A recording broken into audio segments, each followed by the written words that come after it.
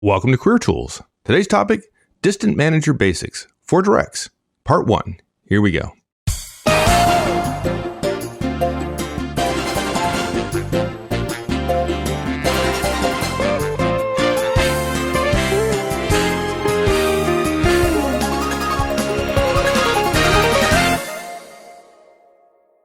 We were talking the other day about bosses and directs who are geographically located with this client. And it was a really interesting conversation because we thought we had addressed it, or at least I did. You're probably smarter. We didn't. No. We had addressed it in our Distant Manager Basics Manager Tools cast, right? But there's the other side of it, right? The direct side of it. We really didn't address it. We talked about it from the perspective of the manager, but there are two sides from it. And This particular person was the direct, was not co-located with their lead. And they felt kind of like in this situation where they were out of sight and out of mind. And it occurred to us at that point, the distant manager's guidance applies to directs as well. Yeah, it does. And obviously, right, we'd love a world where the manager's engaging the right behaviors and the direct is engaging the right behaviors as well. And that significantly reduces conflict and tension and so on, which of course increases productivity. Yeah. There's just a few things you can do. And I think we may have mentioned it in that cast. If not, we've certainly been talking about it lately.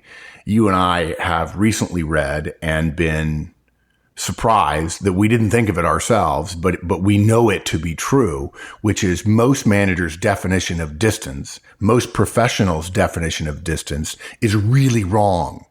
Yes. Most people think if I'm not in the same office, if I don't go to the same building, I'm a distant direct.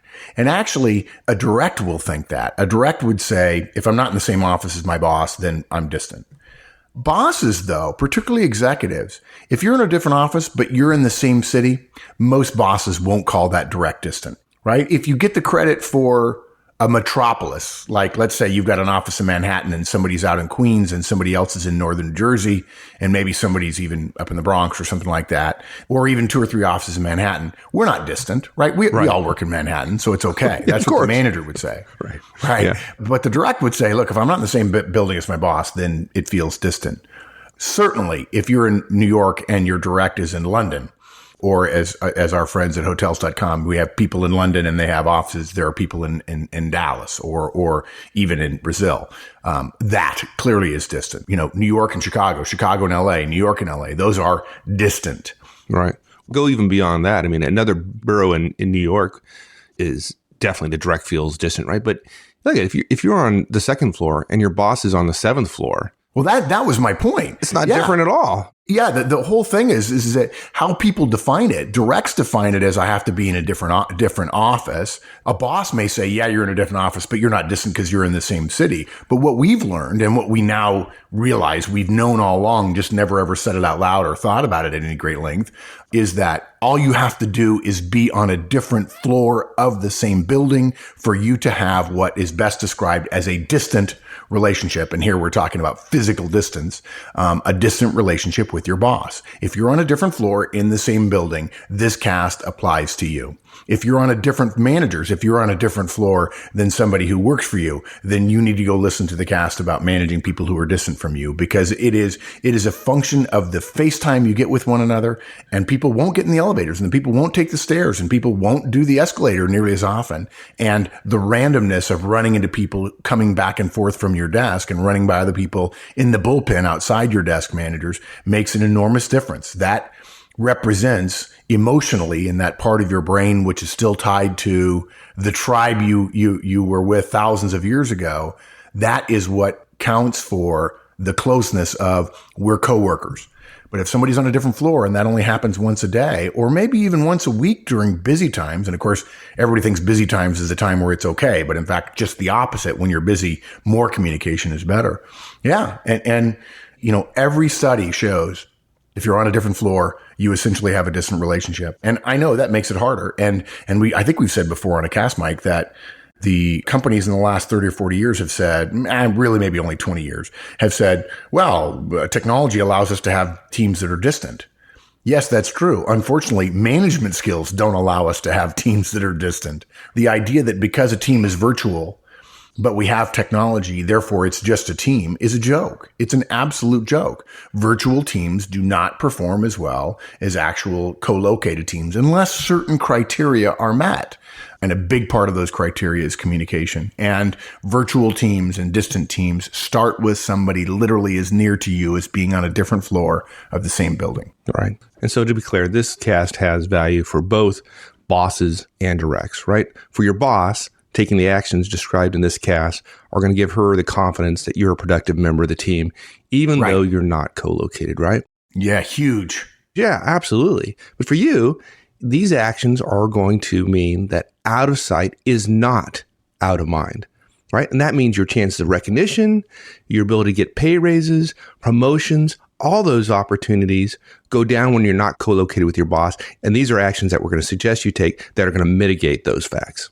Yeah, and we're not just suggesting it in order for you to have a better career. The reason you're going to have a better career is you're going to deliver more results. You might deliver the same results without a good relationship with your boss, but your boss may not be able to hear it or see it or understand it or give you full credit for it. We want you to be more productive. The only way you're going to have a better career, all things being equal, is if you're more productive. These will make you more productive, and none of them is hard to do.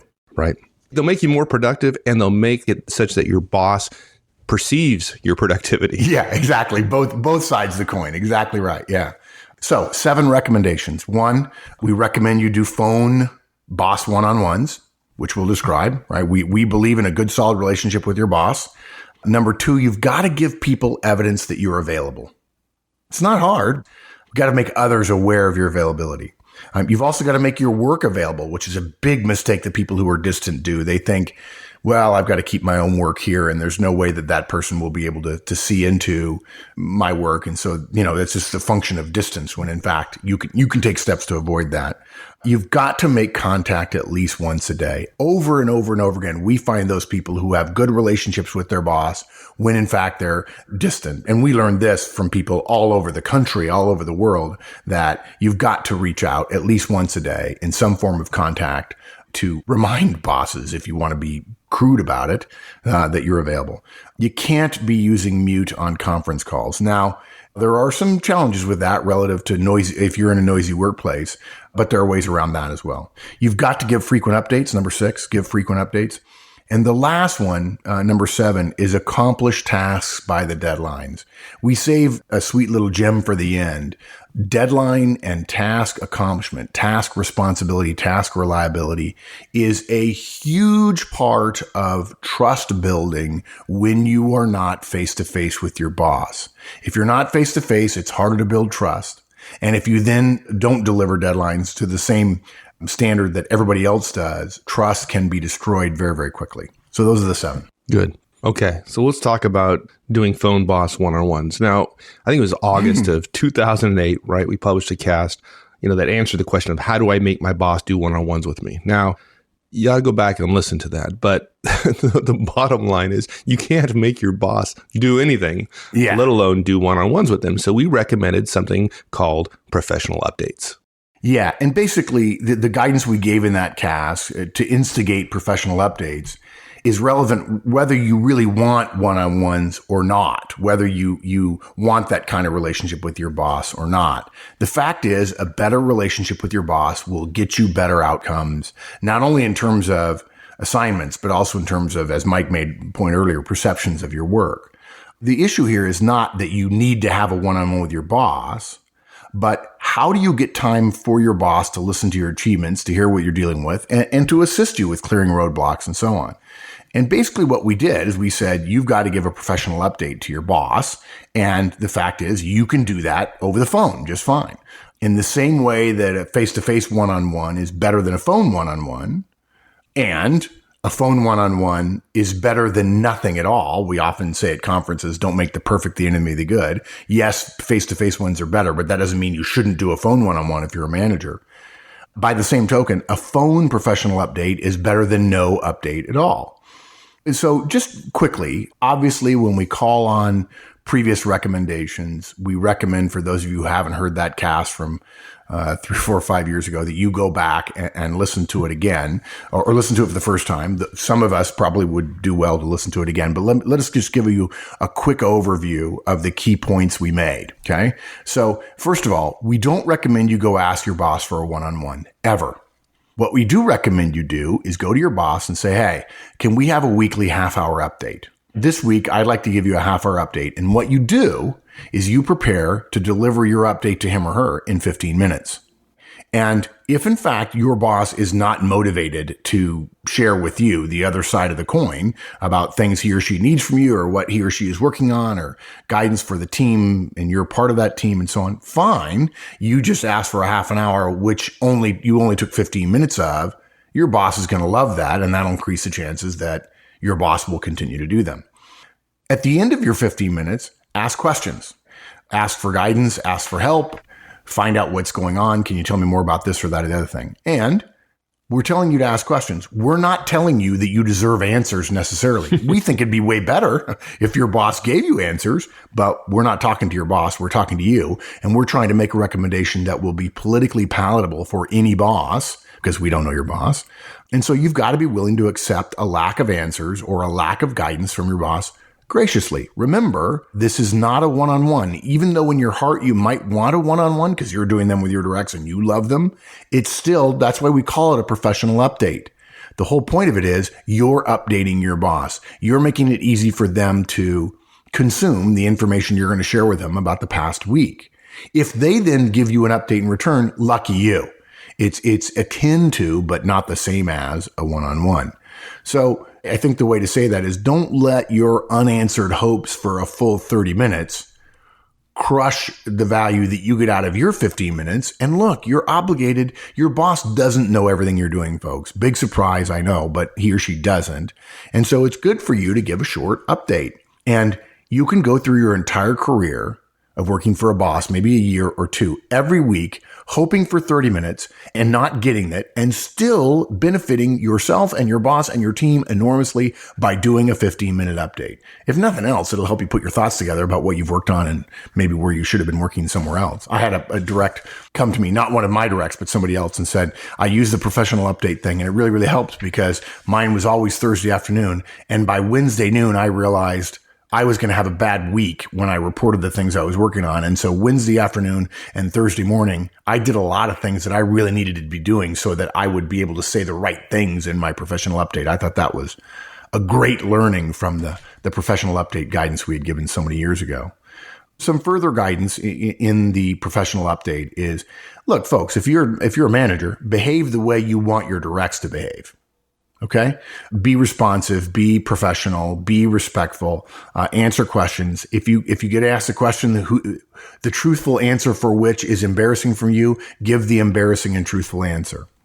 Be ready as well, if your boss cancels last minute, to deliver your update, your face-to-face, or in this case, your phone update, as a report. In other words, saying, hey, sorry we didn't get it. Here's a quick update, and just send an email. So you're not getting a meeting, but your boss is benefiting from the information. You can't put your desire for 30 minutes or your desire for face-to-face or even your desire for phone in front of the value of the team. Well, let me take that back. You can choose to put your desire for a phone 30-minute meeting over the value that your boss gets and you indirectly get from your boss getting an update from you, even a written one. But we don't recommend it. Okay. Don't make the perfect the enemy of the good. And if all you get is a chance to send an update, fine, send an update. And after about 3 months, a boss who's totally blowing you off, I'd be willing to bet in 80% of the cases would say, hey, I really appreciate those updates you send me every week. I wish some other people will too. Hopefully he'll say it in a meeting in front of everybody else. So they'll kill you when you walk out. Next, look, if in fact it's been going on for 3 or 4 months, maybe your boss hasn't bitten, isn't giving you an update back, fine, okay. But if you feel like it's time to talk about your development, talk about your development. As much as managers don't do what they're supposed to do, there's not an HR person in the world who wouldn't tell you, look, if you're not getting information from your boss, if you're not getting developed by your boss, please, bring it up. Don't blame the boss and then not get into development conversations. And if you brought it up 6 or 7 or 8 times and your boss isn't saying anything, then let us know. We might argue about that a little bit. Something else too about behave the way you want. I want to go back to the behave the way you want your directs to behave. If in fact you have directs and you're doing one-on-ones, and really it goes to some cautions that I want to mention, folks. This isn't a one-on-one. Okay. It's not something that you have to expect your boss to be taking notes on. It's not a one-on-one because bosses drive one-on-ones. The whole point of one-on-ones is bosses making a space for directs. If you're requesting time from your boss, that's not a one-on-one. It'll never be a one-on-one. At best, it'll be a professional update who someone at a bad moment might confuse with a one-on-one. Don't call it that. Don't contrast it with that. If you don't get what you want, that's okay. You're getting better than nothing. And it's only taking you 15 to 20 minutes a week if your boss isn't giving you nothing in return. And don't whine about what you're not getting. Do this because it's the right thing to do, communicating upward, because your boss doesn't know everything you're doing. And the more your boss knows, all things being equal, can't bury him in communication. Don't send 10 emails a day updating him on every single thing you're doing. Just because there's not as much value as you'd like doesn't mean it's not a good use of your time. I think that's a really fast overview of boss professional updates. And look, you can do that over the phone. You can totally do that over the phone. And you're going to have to be more crisp because people are going to be interrupting more because your boss is going to be on the phone and people aren't going to realize that, quote, someone is in his office, unquote. And yet you'll still get a lot of benefit out of it. And every once in a while, you're going to get a kernel of information that you're going to say, wow, I know I wouldn't have gotten that if I were distant and I weren't doing these things. And that'll make it worth it. Good.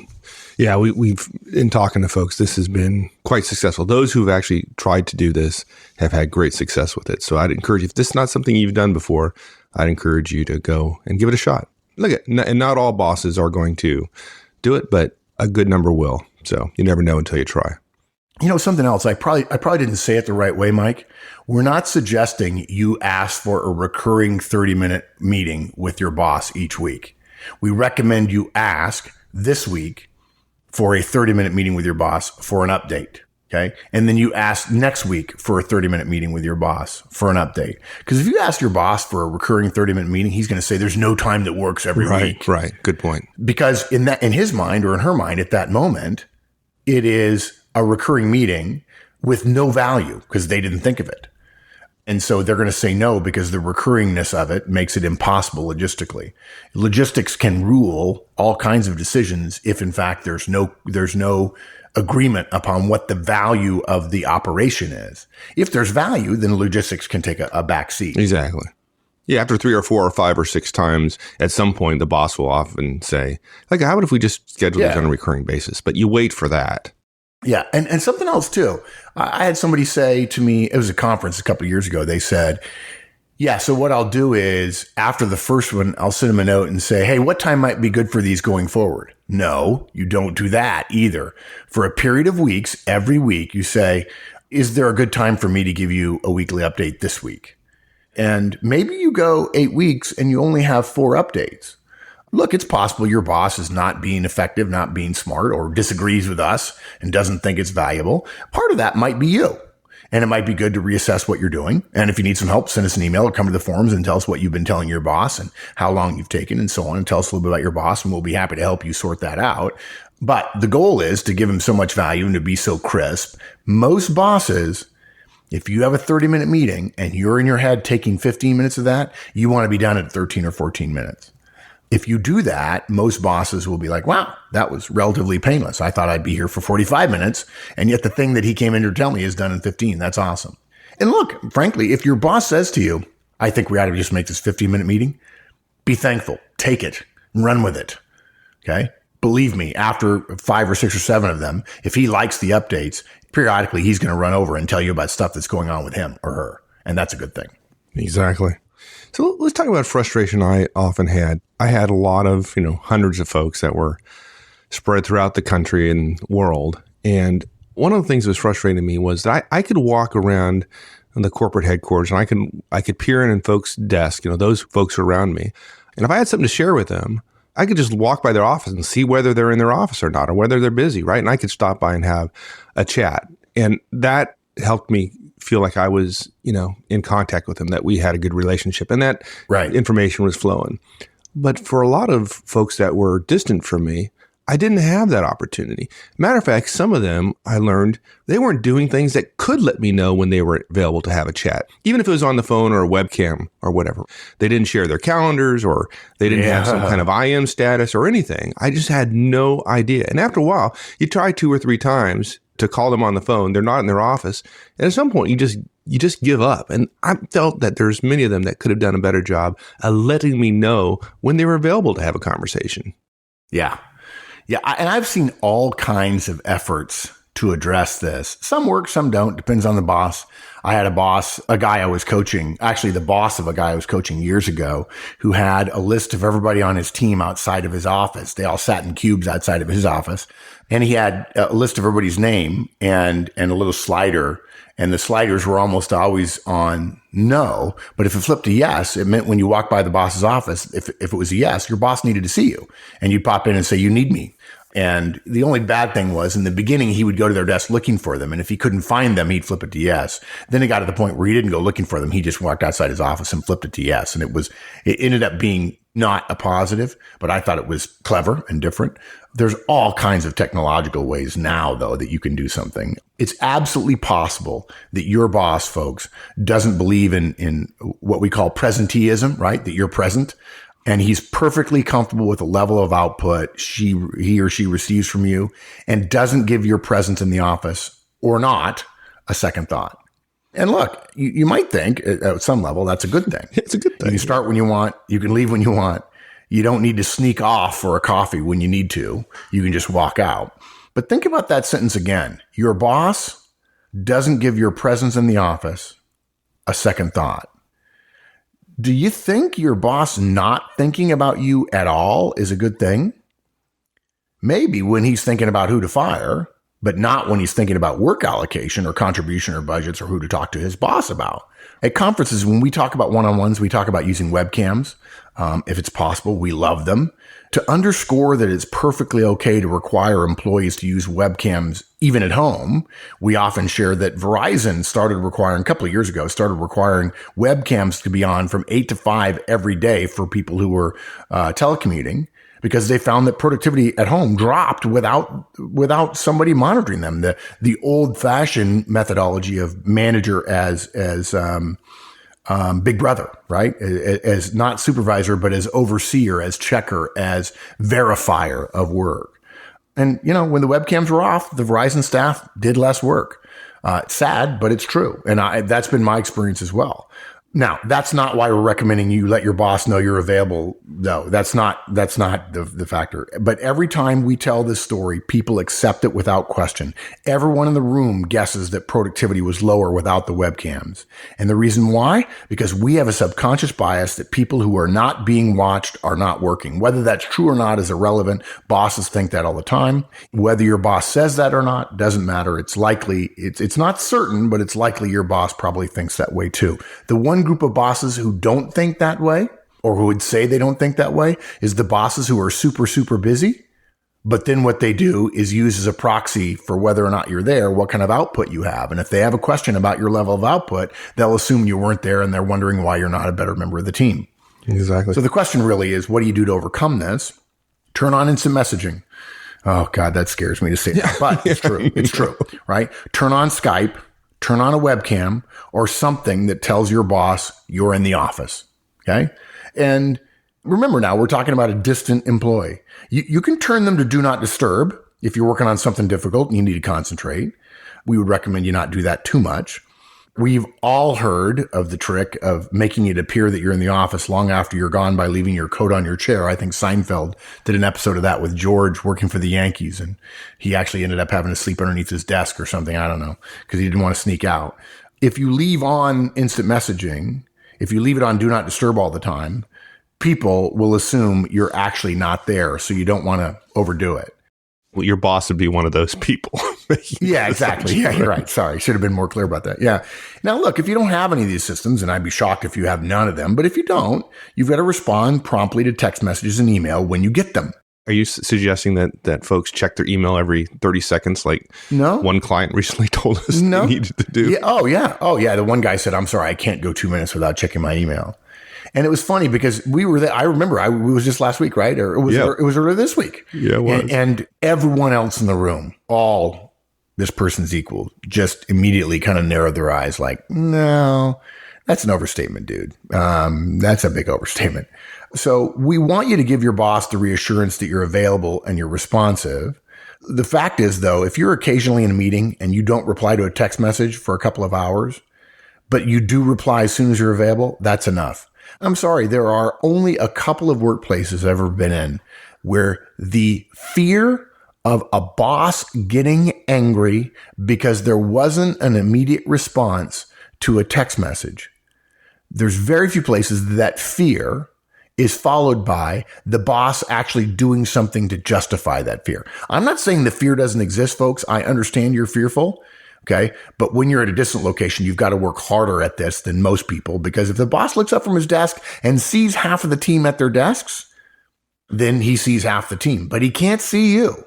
If there's something you can do like these things that send that message, that helps you leave him the impression or her the impression that in fact you are there, you are available. But I will tell you, there is a notable difference. There is an order of magnitude difference between the fear that people feel and the consequences that actually will happen. We're not saying the fear is wrong. We're saying the fear is largely unjustified. And the one time that somebody yelled, "Hey, I texted you, where the hell are you?" And frankly, the boss that would say that in 90% of the cases would be over that in 30 seconds. So you don't need to be quite as available as every 2 to 3 minutes. And we just got done telling the client with a very high profile, high paced workplace, literally one of the highest we know of in the world. We told them, look, try to find 25 to 30 minutes where you can ignore that stuff. Now, something else you can do, you can set those systems so that your boss is the one who can get you immediately, but everybody else you ignore. It's not hard to set up email, for instance, to only notify you when the boss has sent an email. And you can get 30 minutes uninterrupted and then pay attention to all the emails you've got in the last 30 minutes, unless there's one from your boss. And even if your manager doesn't require these kind of standards from you, they're great standards to set for yourself because, again, distance works against effectiveness and productivity in teams. In the Virtual Teams cast, we recommend that managers require team members who are remote to answer emails within 24 hours and voicemails within 8 hours. And it's easy. Teams are built on trust. Trust is built on relationships. Relationships come from communication. If you blow off communications that I send you, I begin to believe you don't trust me, and so we're not going to have a team. It's easy to set up a rule. If you have a question about setting up a rule in your mail clients, come to the forums for emails from your boss being treated differently than all the others. It is not hard at all. In fact, I'm sure we've got people from the Outlook team that'll tell you exactly what to do it based on which Outlook version you're using, whether you're on Windows or Mac and so on. Another thing you can do to send a message about where you are, it seems minor, but I'll tell you, people who are distant don't seem to think it applies to them the way it would in the office, is publishing your calendar. Whether you're asked to or not, make your calendar available to your boss. Maybe your boss doesn't check it, but let's not guess that he's not going to check it, and so therefore say you don't have to publish it. Now, if that means you have to think about how your calendar appears, good. Your calendar is one of the most important things you'll have as a tool or as a lodestone, as a millstone around your neck for the rest of your life. We just spent a couple hours teaching a bunch of executives. You've got to manage your time. It's the one resource that everybody gets an equal amount of at the beginning of the day, but it's gone at the end of the day. And if you differentially manage your time more effectively than other people, in the long run, you will outperform those other people. All right. Let's make that clear here. I mean, I think, first blush, we want you to have your stuff on your calendar update, and you have your boss have visibility to that. So your boss knows whether or not she can get a hold of you. She knows whether you're busy or not, whether you're in a meeting or not. But let's go beyond that, because the mistake most people make is that they treat their calendar as simply a way to schedule meetings. And if you're distant from your boss, you have to look for every possible opportunity you have to communicate with your boss. And your calendar, assuming you've shared it, is a big piece of that communication. So, for example, it's not just your meetings, it's the priorities you're working on. Yes. So if you're working on Project X, and Project X happens to be the most important project your boss is concerned about, Wouldn't you want your boss to see Project X on your calendar, to see huge swaths of time being spent on Project X? If you're just scheduling meetings, she's not going to see that. So make sure that you share your calendar, but make sure you're scheduling your priorities and your boss has visibility to it. Yeah, if your calendar looks like everybody else's and you're distant and all you have on there is the meetings, and by the way, you're always 5 minutes late for your meetings because somebody has to ping you and say, we're on the call, where are you? People get the impression that time that is unscheduled is relatively unutilized. Now, you might think, wait a minute, I'm doing the same thing everybody else is. I'm keeping up with the things I need to keep up with. Yes, but we can't see you doing that. And your calendar is only one part of the criteria or the tools we use to evaluate you. If I'm sitting at my desk and I look up, and even though 3 or 4 people who work for me are sitting outside my desk and there's nothing on their calendars, but they seem to be working, I'll believe they're working. But when you're distant from me and there's nothing on your calendar, I assume you're doing nothing. I know that's not fair, but this isn't fair manager tools. This is manager tools and career tools, right? It's not fair what managers do, but it might be effective and productive. Fairness is best left for games that have very precise rules. Life is not fair, and managers definitely are not fair, and careers are not fair. Otherwise, we just say be fair all the time. The cool thing here is you can do something about it. It's not only things not fair that you have no influence on. Here's something you can do to mitigate that entirely. Just put on your calendar what you're working on. And if you're working on the wrong things, then, well, that's a different story. So maybe your risk goes up, but boy, wouldn't you want to have that conversation with your boss now than at the end of the year when you're getting your review? And think of it this way, folks. Not only is it something you can do something about, it takes you from if you start putting your key priorities on your calendar, and by the way, if other people can see what you're working on and it's an important thing, you not only go from somebody who may be doing nothing to somebody who's only working on the important things. That's pretty cool. You can go from a notable negative from being distant to being a notable positive. Look, he's got scheduled time to do the stuff we're paying him to do. I like that. That's what all bosses want. Okay. Also, just because you're in a different time zone, don't think this doesn't apply to you. There are some rare exceptions in the world, but in most cases, your time zone of work will overlap with your boss's time zone at some point in the day. And you need to be sending the messages that you're available and ready. Remembering to turn on your availability signal, whatever that is, just before your boss comes in is too hard. Turn it on when you get in, even if your boss is in bed, however you're going to do that, if it's your webcam, if it's IM or whatever. And, if it's only an hour and your company is an email culture, make sure you're on email for that hour. Schedule email during that hour or schedule it for part of that time so that people know you're there when they're there. Thanks, everyone. That's it. We'll finish this one up next week. In the meantime, check out the discussion forums, www.manager-tools.com/forums. Hope to see you there.